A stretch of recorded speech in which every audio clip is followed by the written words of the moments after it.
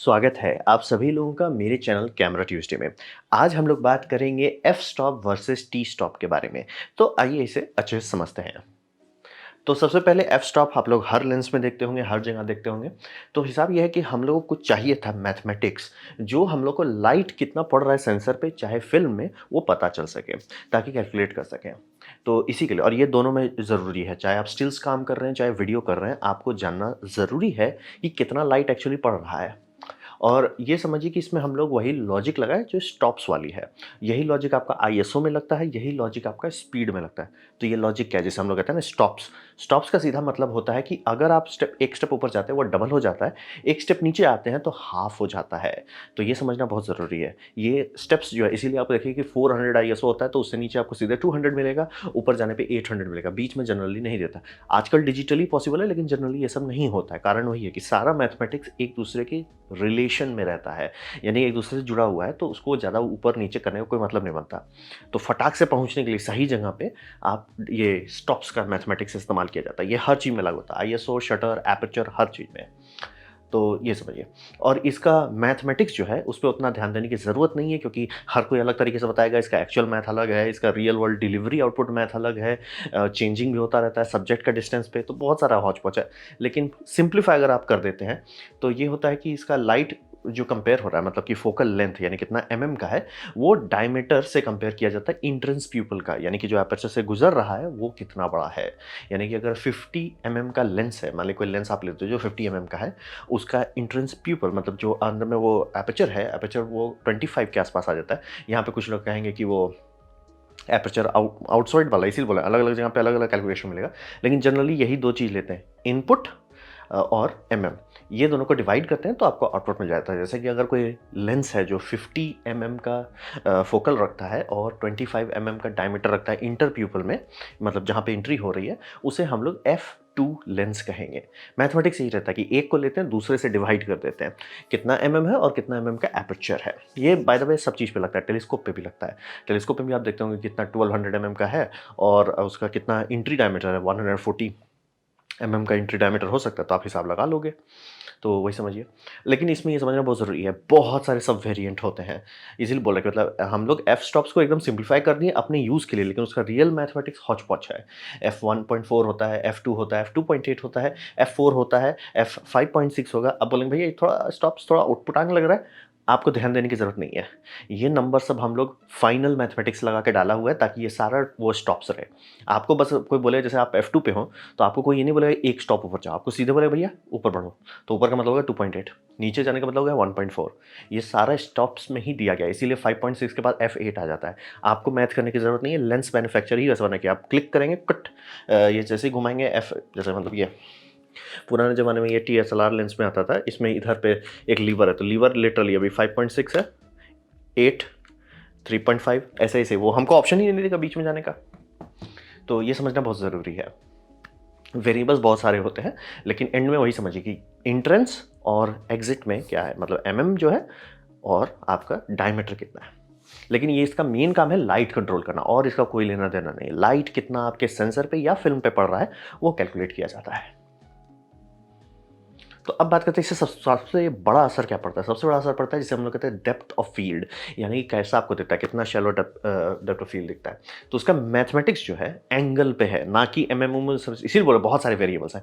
उसका actual logic, लोचा, वो आपका लेंस का एंगल पे पड़ रहा है, यानी कि लेंस पे जो भी इमेज आप कर रहे हो, ये एंगल कैसा हो रहा है उस पर डिपेंड करता है। अगर ये एंगल काफ़ी ऑब्ट्यूस हो जा रहा है, मतलब काफ़ी ज़्यादा शार्प हो जा रहा है, तो बहुत बड़ा एरिया डेप्थ ऑफ फील्ड में आपका फोकस हो रहा है। जैसे कि ये आप देख सकते हैं सारे ब्लॉक्स अलग अलग जगह पे, लेकिन सब चकाचक फोकस में आ रहे हैं। ये एंगल थोड़ा बड़ा हो जाता है तो आपका वो शैलो डेप्थ ऑफ फील्ड, मतलब कि पीछे वाले ब्लर होने लग जाएंगे। और शैलो डेप्थ ऑफ फील्ड करेंगे, पीछे वाले, पीछे का एकदम थोड़ा सा बगल बहुत ब्लर हो जाते हैं।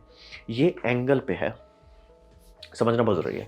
और इस पे ये समझिए कि हम लोग एक्सपोजर कंट्रोल करते हैं, कितना लाइट पड़ रहा है, यानी कि जो आपका सबसे ज़्यादा शैलो रहता है उसमें लाइट बहुत पड़ता है, क्योंकि एपर्चर आप देखिए, आप लोग जो फील्ड एपर्चर है उसको आप छोटा कर दीजिए। इसमें पूरा लेंस यूज़ हो रहा था, जैसे कि आप f2.8 का लेंस खरीदते हैं, पूरा लेंस यूज़ करेंगे तो ही f2.8 मिलेगा। वही लेंस लीजिए, सेम फिजिकल है लेकिन उसका एपर्चर छोटा कर दीजिए, तो वो छोटे एरिया को मतलब समझिए लाइट रेस को फोर्स कर रहा है कि भैया बाहर इधर वाले लाइट को रिजेक्ट कर दे रहा है, एपर्चर रिजेक्ट कर दे रहा है लाइट को।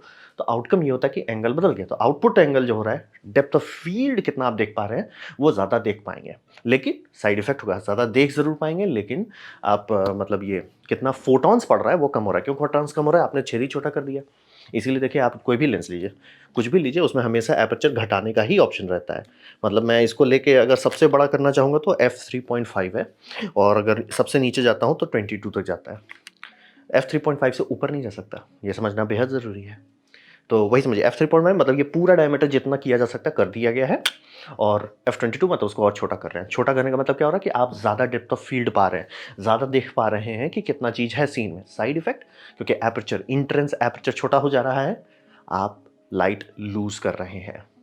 तो ये दोनों काउंटर चलता है। मतलब अगर आपको ज़्यादा चीज़ देखना है तो आपको लाइट कुर्बान करना पड़ेगा, अगर आपको बैकग्राउंड ब्लर चाहिए तो आपको डेप्थ ऑफ फील्ड कुर्बान करना पड़ेगा। ये दोनों इन्वर्स है एक दूसरे के।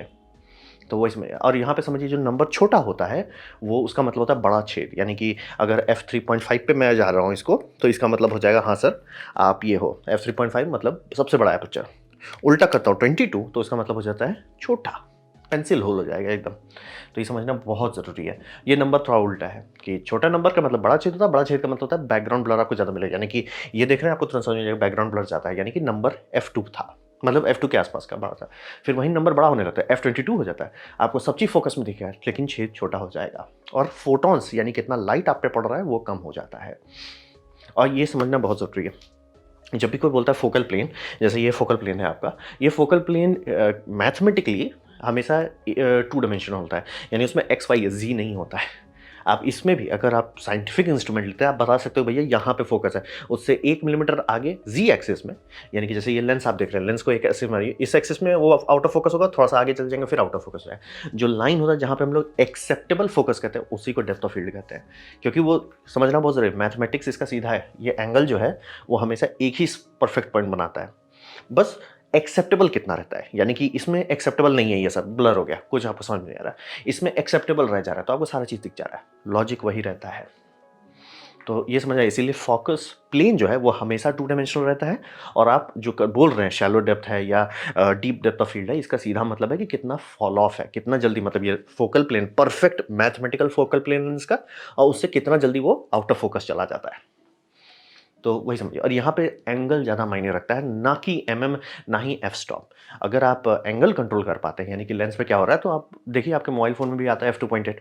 अगर आप चाहते हैं कि हम मोबाइल से ऐसा फ़ोटो लें जो लगे भाई एकदम बम बम बैकग्राउंड ब्लर आ रहा है, आप एक काम कर सकते हो, पहाड़ पर जा सकते हो, पहाड़ पर दिन में जा सकते हो, और उसमें ऐसा कर सकते हो कि बंदे के लो, जिसका भी को फोटो बंदा या बंदी का फोटो खींचना है उसको खड़ा करा दो, और पीछे कुछ नहीं होना चाहिए। आप हिल जाओगे, ऐसा बैकग्राउंड ब्लर आएगा उसमें। आप दूर भी रहोगे, बॉडी फुल बॉडी भी आएगा, ऐसा नहीं कि चेहरा एकदम क्लोज में, फुल बॉडी आएगा और बैकग्राउंड गायब, बम बम आएगा। दिन रहेगा तो शटर स्पीड भी काफ़ी तेज रहेगा, चकाचक आएगा, लोग बोले भाई क्या फोटो खींच रहे। और अगर खासतौर में कोई दूर में माउंटेन रेंज है तो वो तो एकदम actually shallow depth of field देने लग जाएगा आपको। इसीलिए समझना बहुत जरूरी, एंगल ज़्यादा मायने रखता है। इसको कैलकुलेट नहीं कर सकते, इसीलिए हम लोग मतलब उसको सिंप्लीफाई कर देते हैं अपने यूज़ के लिए। तो डिस्टेंस से मतलब आपका सब्जेक्ट और आपके लेंस के बीच का दूरी जितना है वही सब चीज़ डिसाइड करेगा। यानी कि अभी भी मतलब काफ़ी लेंस आपको मिलेंगे जिसमें, जैसे यही लेंस में यहाँ पे लिखा हुआ है कि भैया ये इन्फिनिटी है, 20 फीट है, 6 फीट है, 4 फीट है, 3 फीट है, 2 फीट है, ऐसे ऐसे करके है। ओ ये शायद जर्मन कैमरा है तो शायद हो सकता है मीटर में हो। खैर आप देख सकते हैं, मतलब कि अभी भी आपको लेंस मिलेंगे जिसमें लिखा हुआ मिल जाता है कि कितना ये रहता है, खासतौर पर सिनेमा लेंस में लिखा हुआ मिल जाएगा। डिस्टेंस वही समझिए, डिस्टेंस आप कंट्रोल करो, आधा से ज़्यादा बैकग्राउंड ब्लर उसी से आता है, क्योंकि वही कंट्रोल करता है एंगल कैसा हो रहा है। और ये समझिए कि ये आपको जरूर बता रहा है कि मैथमेटिकली कितना आ रहा है लाइट, ठीक है, आपने बता दी मेरा अच्छी इतना बड़ा है, इतना mm है, ये आपको मिल गया, लेकिन ये नहीं बता रहा लाइट कितना घुस रहा है अंदर। वो बस मैथमेटिक्स बता रहा है कि हमारा ये एंगल होगा, ऐसा मिलेगा, एंगल सब सही है, मैथ भी सही है, लेकिन कितना फोटोन आ जा रहा है उस पर इसका कोई लेना देना नहीं है। ये मैथ है, मतलब मैथमेटिक्स नहीं, मतलब मैथ आपने बता दिया कि हमने ऐसे ऐसे डिवाइड किया। सर रियल वर्ल्ड में कोई चीज़ परफेक्ट नहीं होता है, तो रियल वर्ल्ड इसका क्या है? इसी को हम लोग कहते हैं टी स्टॉप, यानी कि ट्रांसमिशंस। ट्रांसमिशन का मतलब ये होता है कि कोई भी आप लेंस ले, किसी का भी, वो कभी भी 100% ट्रांसपेरेंट नहीं हो सकता, लॉ ऑफ फिजिक्स अलाउ नहीं करता है वो। तो सीधा मतलब होता है कि आपका ग्लास है, ग्लास में आपकी कोटिंग है, फिर आप ग्लास किस मटेरियल से बना है, ग्लास मटेरियल आपका बहुत सारे आते हैं, सस्ते हुए ग्लास मटेरियल भी आते हैं, महंगे मटेरियल भी आते हैं, तो वो सब का असर पड़ता है। तो वही समझिए कि मैथमेटिकल रेशियो होता है मतलब एफ स्टॉप्स कि बनता है इतना डायमीटर है, इतना एमएम है, मैथमेटिकली मैंने निकाल दिया। लेकिन सर इफिशिएंसी आपने उसमें डाला नहीं, क्योंकि आपका इफिशिएंसी का रेशियो होगा एफ 2.8। जैसे मान लीजिए कोई लेंस है एफ 2.8 का, उसमें फोटोन जैसे मान लीजिए 100 आना चाहिए था, 100 कभी नहीं आएगा। तो हम लोग कैसे जाने कितना है, तो उसका आप लॉस ऐड कीजिए तो आपको टी स्टॉप मिलता है। जैसे एग्जांपल देते हैं, एक कैनन का लेंस है, आरएफ का 16 mm एफ 2.8 लेंस है। अगर इसे आप साइंटिफिक इंस्ट्रूमेंट में डाल के टेस्ट करते हैं कि भैया तुम्हारा ट्रांसमिशन कितना है, मतलब समझिए मैथमेटिक्स सेम है, डेप्थ ऑफ फील्ड सेम देगा, लेकिन आपका देखिएगा आपका डिजिटल कैमरा में आईएसओ भागने लगेगा। ऐसा क्यों है? क्योंकि वो डिटेक्ट करेगा सर हमें उतना लाइट नहीं मिल रहा जितना चाहिए, तो उसका ट्रांसमिशन है 3.1। अब रहा बात ये समझना बेहद ज़रूरी, ये मैथमेटिक्स नहीं है, ये लेंस पे डिपेंड करता है। आप आराम से खरीद सकते हैं कोई दूसरे ब्रांड का, वो हो सकता है एफ 2.8 16 mm, और उसका ट्रांसमिशन आराम से हो सकता है, जैसे 2.8 है तो आराम से हो सकता है 3 हो सकता है, 3.1 से थोड़ा बेटर हो सकता है, या ऑलमोस्ट 2.8 हो सकता है। क्योंकि ये समझना ज़रूरी है 100% से ऊपर आप जा नहीं सकते। तो अगर 2.8 है और मान लीजिए इतना बढ़िया लेंस बनाए कि ऑलमोस्ट 99% ट्रांसफर करा, तो उसे कहा जाएगा 2.8 टी स्टॉप्स। रियल वर्ल्ड में ऐसा कुछ नहीं होता, लेकिन जनरली आप समझ सकते हैं। तो इसी को हम लोग कहते हैं टी स्टॉप, यानी कि आप मैथमेटिक्स ले लीजिए, ठीक है, कि मेरा एफ स्टॉप कितना बना, वो मैथमेटिक्स है। लेकिन होता है सर आपकी ये सब में बहुत सारे ग्लास हैं, कोटिंग्स हैं, रिफ्लेक्शन है, वो सब लॉस कर रहा है फोटॉन्स का। Photons can not be created not destroyed. आप एब्जॉर्व करो सेंसर में तो वो इलेक्ट्रिकल सिग्नल में बदलता है, वो तो नहीं हो रहा है ना। क्योंकि यहाँ से आप मान लीजिए 100 वाट की एनर्जी घुसी, यहाँ पे 100 वाट कभी नहीं निकलेगा, तो यहाँ पे कितना लॉस हो रहा है, वही लॉस को आप ऐड करो टी स्टॉप्स पे, मतलब और एफ स्टॉप जोड़ दीजिए, आपको टी स्टॉप मिल जाएगा। तो इसको यूज़ कहाँ होता है? इसका यूज़ जनरली सिनेमा लेंस होता है। सिनेमा लेंस हमेशा देखिएगा उसमें हमेशा टी स्टॉप है। जैसे ये देखिए दोनों कैनन का ही है, एक है फोटोग्राफी लेंस, एक है सिनी लेंस। सिनी लेंस में देखिए एकदम क्लियर कट लिखा हुआ है कि भैया कितना इसमें ये है, क्या बोलते हैं, टी स्टॉप्स है। टी स्टॉप हमेशा इसमें दिया जाता है। इस समय भी आप देख सकते हैं कि जैसे लिखा है टी 1.5, टी है 2.2, 2.8, 4, ऐसे सारा टी स्टॉप है। अब ये समझना बहुत ज़रूरी है, ये सब लेंस जब बनाए जाते हैं टी स्टॉप पे फोकस करके बनाया जाता है। यानी कि सर हम एक सेट बना रहे हैं, ये एक सेट है, तो ये सेट है, जैसे इसका आप देख लीजिए 14 mm वाला अगर आप लेते हैं तो वो 3.1 आता है, 20 mm लेते हैं वो 1.5 जाता है। जैसे मान लीजिए 1.5 mm का ये 1.5 टी स्टॉप्स का आपको सेट बनाना है, ठीक है। आपने बोल दिया सर, इंजीनियर्स को बोल दिया हमें दे दो 1.5 टी स्टॉप का सिनेमा लेंस का किट बनाना है, तो वो किट में जैसे आपका 20 मिलीमीटर हो गया, 24 मिलीमीटर हो गया, 35 मिलीमीटर हो गया, आपका ऐसे आपने एक किट बना लिया, ठीक है। अब रहा बात कि इंजीनियर्स कैसे उसको डिलीवरी करेंगे, क्योंकि बोल रहे हैं 100% ट्रांसफर होता नहीं है, क्या करेंगे, वो एक्चुअली एफ स्टॉप ज़्यादा बड़ा बनाएंगे। मतलब अगर जैसे इस लेंस का आप मान लीजिए कोई कहता है इसका ये टी स्टॉप है 1.3, तो इसका मतलब है जो मैथमेटिकल एपर्चर है जो हम लोग नॉर्मल करते हैं वो 1.3 से ऊपर होगा, वो हो सकता है 1.2 हो या 1.1 हो या 1 हो सकता है।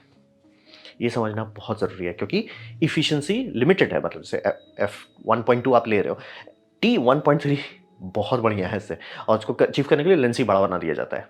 इसीलिए आप देखिए जनरली सिनेमा लेंस बहुत बड़े रहते हैं फंक्शंस में।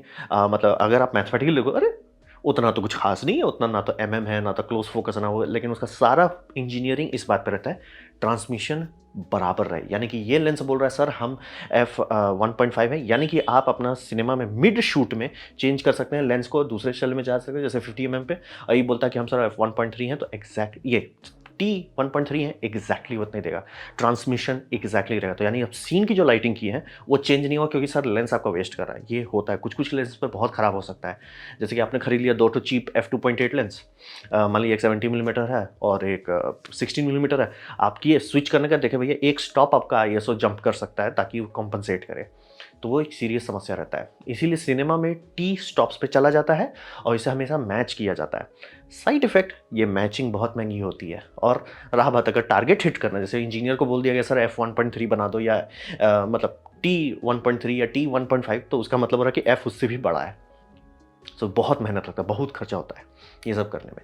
लेकिन ये ओरिजिनल है, ये अगर आप बोल रहे हैं, यानी कि आप किसी भी मैन्युफैक्चरर्स का ले लीजिए, यहाँ पे ये क्रॉस कंपैटिबल होता है, यानी कि आप कैनन का लीजिए, नाइकॉन का लीजिए, कुछ भी, कोई दिक्कत नहीं है। वहीं पे आप ऐसा नहीं कर सकते एफ स्टॉप के साथ। आप कहोगे सोनी का एफ स्टॉप, नाइकॉन का एफ स्टॉप, कैनन का, सब अलग हो सकता है। आराम से ये भी हो सकता है सर पुराना मॉडल में मान लीजिए ग्लास एलिमेंट्स कम डाले थे, ब्लरी था, लेकिन ट्रांसमिशन अच्छा था। नए वाले में सर उसने बहुत ग्लास डाल दिया, शार्पनेस बढ़ गई, लेकिन ट्रांसमिशन खराब हो गया। तो ये सब समझना बहुत ज़रूरी है, इसीलिए हम लोग टी स्टॉप यूज़ करते हैं, यानी कि ट्रांसमिशन ट्रांसमिट कितना हो रहा है सर, आपका 100 हॉर्स पावर यहाँ घुस रहा है सर, निकल कितना रहा है, सेंसर को कितना मिल रहा है, ये जानना बहुत ज़रूरी है। तभी जाके आप सीन मैचिंग कर सकते हैं, ना कि भैया आपको मान लीजिए कोई भी कैमरा होता है उसमें एक ही आईएसओ होता है जो परफेक्ट होता है, जिसे हम लोग बेस आईएसओ कहते हैं। उसपे सबसे परफेक्ट मतलब मिडल ग्रे से ऊपर तक फुल स्टॉप मिलते हैं, नीचे भी फुल स्टॉप मिलता है, मतलब 5 ऊपर है तो 5 नीचे मिल जाएगा, परफेक्ट होता है। तो हमेशा कैमरामैन उसी पे फोकस करेगा कि सर हमको एग्जैक्टली इसी आईएसओ पे रहना है। जैसे मान लीजिए वो आईएसओ 800 है, तो वो सारे लेंसेज को ऐसे सेलेक्ट करेगा कि वो आईएसओ 800 पर है। तो वो करने के लिए जानना तो होगा ना सर लेंस कितना ब्राइट है, तो लेंस सर एफ, जैसे उसका मैथमेटिक्स लगेगा सर T2 चाहिए हमें, तो वो गलती से भी किसी और लेंस को नहीं छुएगा जो T2 से नीचे हो, जैसे कि T3.5 नहीं छुएगा। इसीलिए हम लोग टी स्टॉप सिनेमा में यूज़ करते हैं। तो रहा बात कि इसका रियल लाइफ में क्या ज़रूरत है, डे टू डे लाइफ में आपका एफ स्टॉप से काम चल जाएगा। चाहे वो आप मतलब डीएसएलआर लें, मिररलेस लें, मोबाइल फ़ोन लें, आपका टी स्टॉप के बारे में जानने की ज़रूरत नहीं है, एफ स्टॉप से काम चल जाएगा। क्योंकि डेप्थ ऑफ फील्ड का जो मैथमेटिक्स है वो अभी भी एफ स्टॉप पे ही चल रहा है, वो अभी भी मैथमेटिक्स ही है। तो आप जानना चाहते हैं आपका कितना शैलो डेप्थ ऑफ फील्ड हो रहा है या कितना डीप डेप्थ ऑफ फील्ड हो रहा है, आपको अभी भी F16 ही बोलना पड़ेगा। तो ये तो सॉर्टेड है, इसमें आपको लोड लेने की ज़रूरत नहीं है। टी स्टॉप्स की ज़रूरत पड़ जाती है जब आपको चाहिए कि भैया इंटरचेंज आपको बहुत करना है, जैसे आप सिनेमा शूट कर रहे हो और उसमें है कि नहीं भैया हमें लेंस बीच में चेंज करना पड़ेगा, हो सकता है ज़ूम इन ज़ूम आउट ये सब करने के लिए चाहिए होता है। वहाँ टाइम में आप सेटिंग नहीं चेंज करना चाहोगे क्योंकि आपने एक बार लाइटनिंग सब कर दिया, कैमरा को परफेक्ट कर दिया, आप नहीं छेड़ना चाहोगे। क्या छेड़ सकते हो? आराम से छेड़ सकते हो, लेकिन नहीं छेड़ना चाहोगे, मतलब कह रहे हैं ऑप्टिमम रखना चाहोगे और इसीलिए आप खर्चा करते हो कि एकदम best of the best output मिले आपको कैमरा से। तो वहाँ पे ये होगा सर, लेंस तो दिक्कत हो जाएगा, लेंस में अगर सब लोग एफ स्टॉप पे चलने लगे लटक जाएंगे। तो इसीलिए देखिए सारे लेंस में, जैसे ये T3.5 है, ये T2.8 है, ऐसे ऐसे करके आपको सारे लेंस मिलेंगे, तब आपको एग्जैक्टली फिक्स रहेगा कि कोई दिक्कत नहीं है। लेकिन ये समझ लीजिए कि पोस्ट प्रोसेसिंग में मैच कर सकते हैं, लो बजट में लोग करते हैं, लेकिन ये समझिए अनवाइज कहा जाता है। मतलब ऐसा नहीं कि नहीं कर सकते, लेकिन एक होता है ना कि सर हर स्टेप्स जो आप ऐड कर रहे हो सेंसर के बाद, उसमें कम से कम चीज़ आप छेड़ना चाहोगे, कम से कम। और खासतौर पे सीन टू सीन एकदम नहीं छेड़ना चाहोगे कि भैया एक ही सीन था, उसमें जूम इन किया तो उसमें मेरा लेंस सही से बैलेंस नहीं था, F2.8 आपको शायद तो फील वही आ रहा है, लेकिन एक डल लग रहा है क्योंकि भैया सर लाइट ही नहीं ट्रांसमिट हो रहा है, लोग को लगेगा सर गड़बड़ हो गया। आप फोर्स कर सकते हो पोस्ट प्रोसेसिंग में, सस्ते बजट में किया जाता है, लेकिन पता चल जाएगा आपको सर कलर थोड़ा सा कलर। अब बैठ के बेचारा मेहनत कर रहा होगा रिस्ट की भैया परफेक्टली मैच कराओ, क्यों हेडेक क्यों देना चाहते हैं अपने मतलब पोस्ट प्रोसेसर को। तो इसीलिए जनरली कहा जाता है ये सब सिनेमा केस में ये महंगा लेंस में पैसा खर्च करना सेंस बनता है।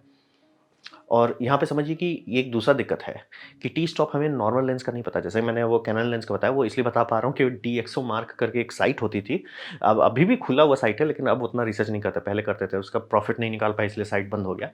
तो उसमें वो लोग एक्चुअली एक पूरा साइंटिफिक इंस्ट्रूमेंट लेके बोल रहे हैं F2.8 is not F2.8, her F2.8 अलग होगा। तो आपको किसी में ट्रांसमिशन 3 मिलेगा, किसी में आपको 3.5 मिलेगा, किसी में आपको 2.8 मिल सकता है। तो इसीलिए टेस्ट करना पड़ेगा। तो ये आप जब जानते ही नहीं हो तो जान के करोगे क्या? इसीलिए सिनेमा में टी यूज़ करते हैं ताकि मैचिंग हो सके, बाकी केसेस में आपको ज़रूरत नहीं है। बस एकदम यही क्लियर लॉजिक यही है कि बाकी केस में आपको ज़रूरत नहीं है टी स्टॉप्स के बारे में सोचने का, क्योंकि आप कर भी क्या सकते हो। जैसे मान लीजिए अगर आपको बोलता है कि सर मेरा ये सोनी में टी स्टॉप कम है, क्या आप महंगा खरीद लोगे? या मान लीजिए अवेलेबल नहीं है, वो बोल रहा है कि सर नाइकॉन वाले में बहुत अच्छा टी स्टॉप है, आप खरीदोगे क्या? इसीलिए बोला टी स्टॉप के बारे में आम लोगों को आम ज़रूरतों में नहीं लोड लेना है। सिनेमाटोग्राफी कर रहे हैं तो आप बिना टी स्टॉप के बात ही नहीं करोगे। तो यही इसका यूजेज यही है। इसीलिए एफ स्टॉप पे ही ध्यान दें, क्योंकि जनरल डेप्थ ऑफ फील्ड जितना भी सेटिंग होता है सब एफ स्टॉप पे चलता है। टी स्टॉप बस आपको थोड़ा सा एक्स्ट्रा डिटेल दे देता है कि सर इफिशिएंसी कितनी है। तो ये था मेरा presentation F stop versus T stop के बारे में। उम्मीद करता हूँ आपको कुछ अच्छा लगा हो, कुछ सीखने को मिला हो, कुछ समझ में आओ। अगर ऐसा है लाइक कर दे, दोस्तों से शेयर कर दे, उससे मेरा काफ़ी भला होगा। नहीं अच्छा लगा, नहीं पसंद आया, कोई बात नहीं, आप डिसलाइक दबा सकते हैं। मैं कहूँगा डिसलाइक 2 बार दबाएं, उससे मुझे पता चलो कितना ना पसंद हुआ है। मैं आपसे कहूँगा कमेंट लिखें, मैं हर कमेंट को पढ़ने की कोशिश करता हूँ। आपसे कहूँ सब्सक्राइब कीजिए, बेल दबाइए अगर आप फ्री हैं तो। आपने वीडियो दिखा जानकर मुझे बहुत खुशी हुई। धन्यवाद।